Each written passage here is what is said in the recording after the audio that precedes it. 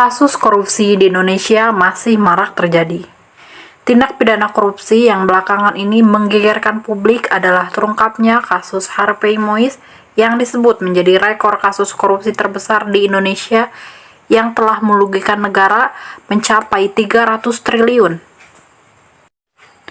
Kasus ini bermula ketika Harvey Mois yang menjabat sebagai perwakilan PT Refinet Bakatin RBT menjalin komunikasi dengan Direktur Utama PT Timah Tbk yaitu Mokhtar Ridza Pahlavi.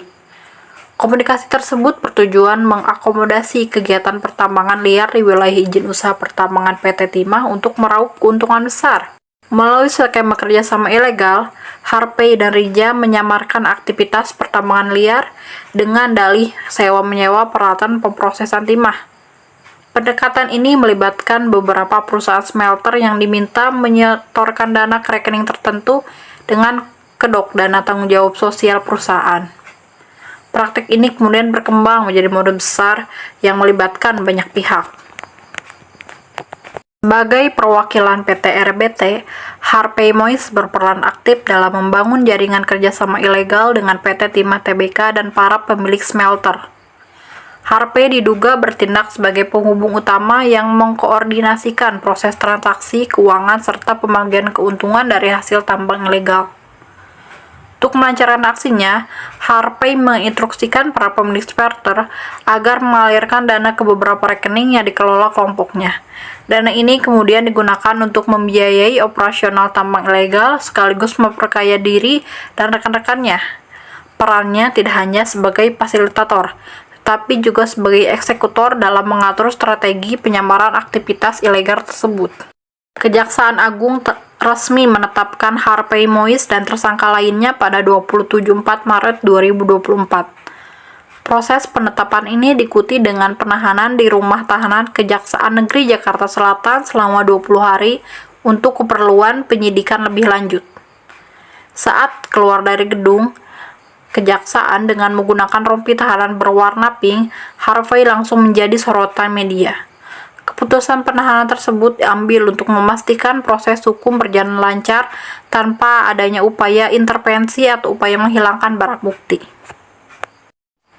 Adapun kerugian negara yang diakibatkan oleh kasus ini mencapai 300 triliun. Kerusakan lingkungan ini mencakup penggalian lahan seluas 170 hektar di kawasan hutan dan non-hutan di Bangka Belitung.